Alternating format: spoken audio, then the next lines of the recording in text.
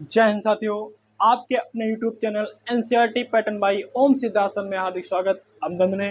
दोस्तों, आज के इस लेक्चर में बात करेंगे कक्षा 12 के बारे में, जो कि आपकी बोर्ड में बहुत ही अच्छे अंक 5 नंबर आपको देके तुरंत जाएगा, जो आपको एक ही वीडियो में आपको समझ में आ जाएगा। क्या है? प्रिज्म के पदार्थ के लिए सूत्र का निगमन। दोस्तों, बहुत ही इंपॉर्टेंट क्वेश्चन है जो आपको पूछा जाता है बोर्ड में। तो दोस्तों, सबसे पहले हम प्रिज्म की परिभाषा समझते हैं, उसके बाद हम निगमन के बारे में बात करते हैं। तो प्रिज्म की परिभाषा क्या होती है? प्रिज्म की परिभाषा होती है किसी किसी कोण पर झुके हुए दो समतल, क्या दोस्तों, समतल दो समतल सतहों के दो समतल सतहों के बीच दो समतल सतहों के बीच के पारदर्शी माध्यम को, किसके के बीच पारदर्शी मतलब जो इधर उधर दोनों तरफ दी जाए, पारदर्शी माध्यम को प्रिज्म कहते हैं। क्या कहते हैं? प्रिज्म। पारदर्शी माध्यम को क्या दोस्तों? पारदर्शी माध्यम को प्रिज्म कहते हैं। तो बहुत इंपॉर्टेंट क्वेश्चन है जो आपसे बोर्ड में 1 नंबर में पूछ लिया था। आप लोग इतना लिख दो तो आपको तुरंत 1 नंबर एग्जामिनर दे देगा। दोस्तों, आप लोग इतना नोट कर लीजिए, हम निगमन के बारे में चित्र बनाते हैं। तो फ्रेंड्स, हम बढ़ते हैं अपने टॉपिक की ओर। हमने क्या बताया था?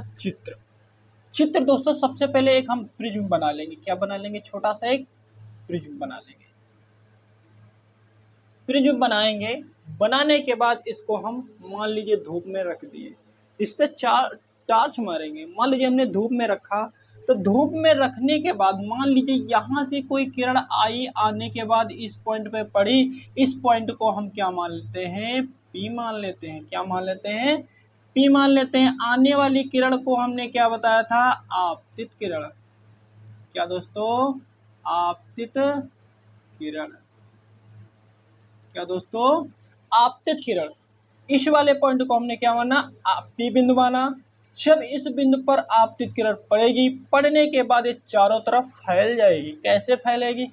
एक ये सीधी रेखा में चली जाएगी और ये अपने मार्ग से थोड़ा विचलन हो जाएगी। अपने मार्ग से क्या हो जाएगी? थोड़ा विचलन हो जाएगी। विचलन होने के बाद इस पॉइंट में पड़ेगी तो ये भी क्या? चारों तरफ फैल जाएगी।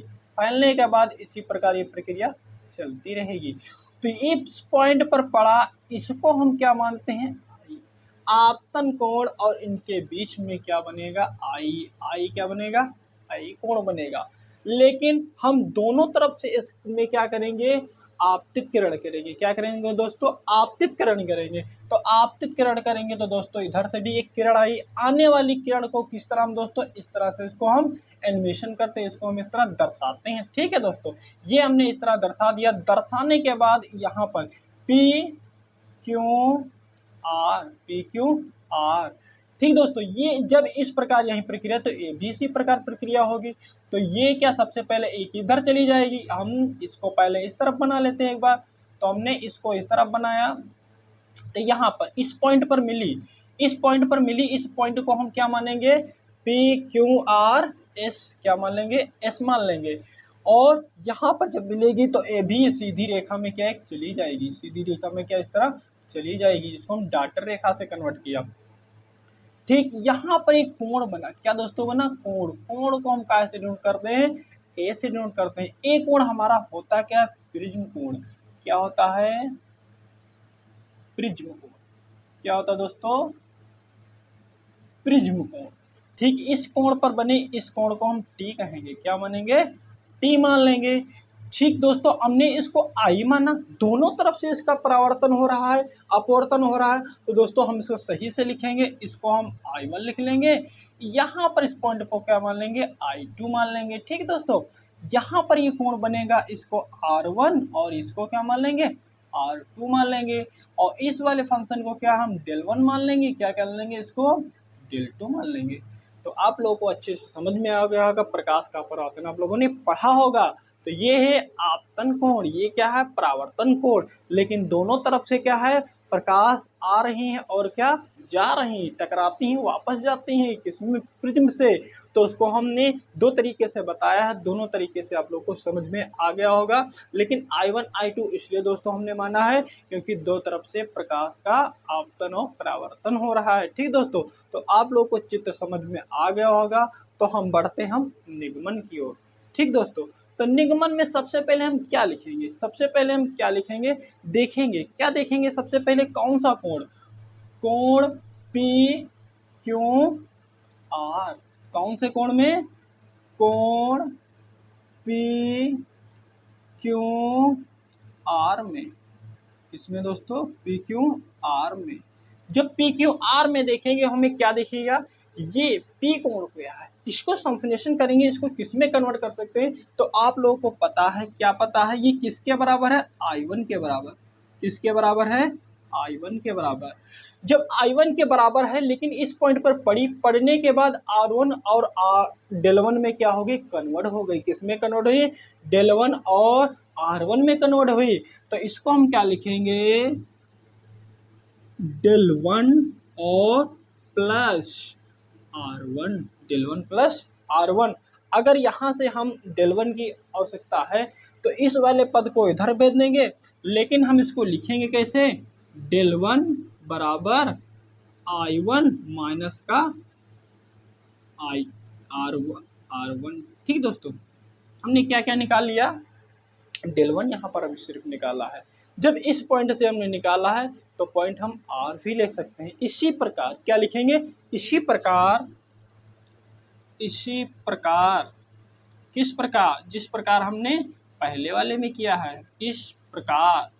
तो त्रिभुज आर क्यू पी में उल्टा लिख लेंगे, आर क्यू पी में, आर क्यू पी में। अगर आर क्यू पी में हम अगर देखते हैं तो हमें क्या मिलेगा, तो ये मिलेगा दोस्तों I2। क्या मिलेगा, I2।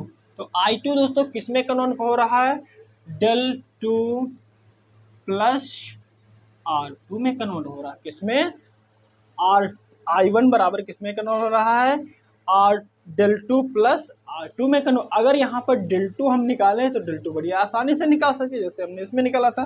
तो डेल2 बराबर यहाँ पर क्या हो जाएगा, I2 माइनस का R2। तो यहाँ पर इस वाले पॉइंट को हम क्या फर्स्ट मान लेंगे, इस वाले पॉइंट को क्या मान लेंगे, हम सेकंड मान लेंगे। ठीक फ्रेंड्स, ये आप लोगों ने थोड़ा समझ लिया होगा। अब हमें क्या हो सकता है, जब हमें डेल1 और डेल2 पता हो गया तो यहाँ पर क्या निकालेंगे, कुल अल्पतम विचलन कोण। क्या निकालेंगे, कुल अल्पतम विचलन कोण। यहाँ पर लिखेंगे कुल अल्पतम विचलन कोण। कौन सा, विचलन कोण, विचलन कोण। तो अल्पतम विचलन कोण, अल्पतम विचलन को कैसे नोट करते हैं, डेल एम से। और ये होता क्या है, डेल1 प्लस डेल2 के बराबर। दोस्तों हमने एक चीज यहाँ पर आपसे बताना भूल गए, इस वाले पॉइंट पे क्या बनेगा, डेल एम, इसको क्या कहते हैं, अल्पतम विचलन कोण। आप लोग देख लिया होगा। तो डेल एम बराबर डेल1 प्लस डेल2, डेल एम बराबर डेल1 प्लस डेल2, ये निकला। अब यहाँ पर अगर हम इनकी दोनों की आवश्यकताएं यहाँ पर मान रख देते हैं तो हमें कुल पता चल जाएगा। तो रखते हैं, देखते हैं दोस्तों।